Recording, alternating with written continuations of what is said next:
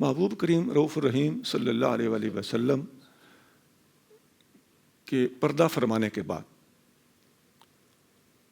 صدیق اکبر رضی اللہ عنہ نے جب زمام اقتدار سنبھالی تو پہلے تو آقا کے وصال کے عین موقع پر صدیق اکبر جب حاضر خدمت ہوئے تو اس وقت صحابہ کے اندر بہت زیادہ جذبات کا غلبہ، دکھ اور غم کا وہ انتہا تھی.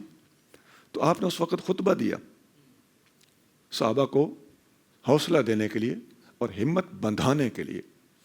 ان نازک حالات میں ہمت باندھنے اور ہمت بندھانے والے کسی شخص کے ہونے کی سخت ضرورت تھی. اور اس موڑ پر صدیق اکبر کا حوصلہ افزائی کرنا اور بڑے ٹھنڈے دل سے پورے صاحب کے ساتھ سچویشن کو کنٹرول کرنا، یہ صدیق اکبر کی فضیلت، افضلیت، معاملہ فہمی اور سالک ہونا اور بہت بڑا ولی ہونا اور امت میں سب سے افضل ہونا، سارے دلائل اسی میں سے میسر آ جاتے ہیں. اس وقت آپ نے خطبہ دیا. بخاری، مسلم اور بہت کتابوں میں یہ خطبہ موجود ہے. آپ رضی اللہ تعالیٰ نے جب خطبہ دیا تو اس وقت حضور صلی اللہ علیہ وسلم کے پردہ فرما جانے کے اوپر آپ نے استدلال کیا ایک آیت سے. دو آیتیں پڑھی، میں ایک بتانے لگا. آپ نے آیت پڑھی چوتھے سپارے میں سے کہ وما محمد الا رسول قد خلت من قبلہ الرسل.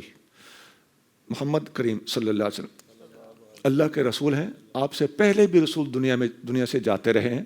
تو آپ کا وصال فرما جانا گویا آپ کی رسالت کی شان کے منافی نہیں ہے.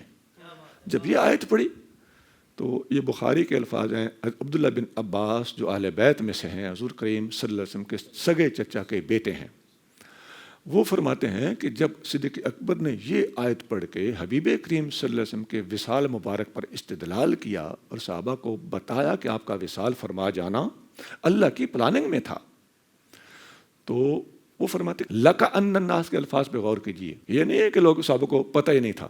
لَكَ أَنَّ النَّاسِ کا مطلب تھا ایسے لگتا تھا کہ صحابہ کرام نے جب یہ آیت پڑھی، آیت سنی صدیق اکبر سے، تو نالج میں تو سب کے تھی، اکثریت حافظ تھی، تو پہلی بار نوٹس میں نہیں دی گئی، جانتے تھے. لیکن لَكَ أَنَّ النَّاسَ ایسے لگتا تھا کہ ان کی آج جو ہے وہ فہم وہ اوپن ہوئی ہے اور سب کے سامنے ایک بات کھل کر آ گئی ہے اور سب کو یہ بات اپیل کر گئی ہے. اس طرف گویا اس سے استدلال کرنے کی طرف کسی کا ذہن ہی نہیں تھا کہ اس آیت کو اس موقع پہ پڑھ کے ہمیں مطمئن کیا جا سکتا. تو اپنے موقع پہ جہاں کی نازل ہوئی تھی اس کو اسی تناظر میں ایک مفہوم اس کا سمجھا گیا تھا.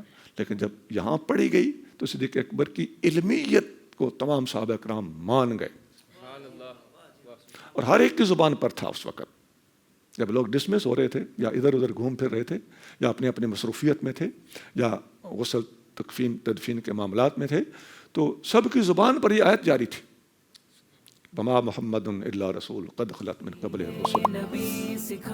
زندگی کے تمام شعبوں میں دینی رہنمائی حاصل کرنے اور آخرت کو بہتر کرنے کے لیے ہمارے YouTube channel Islamic digital studio کو سبسکرائب کر لیں اور بیل آئیکن بھی پریس کر لیں. قرآن سے بھی ملاتا ہے.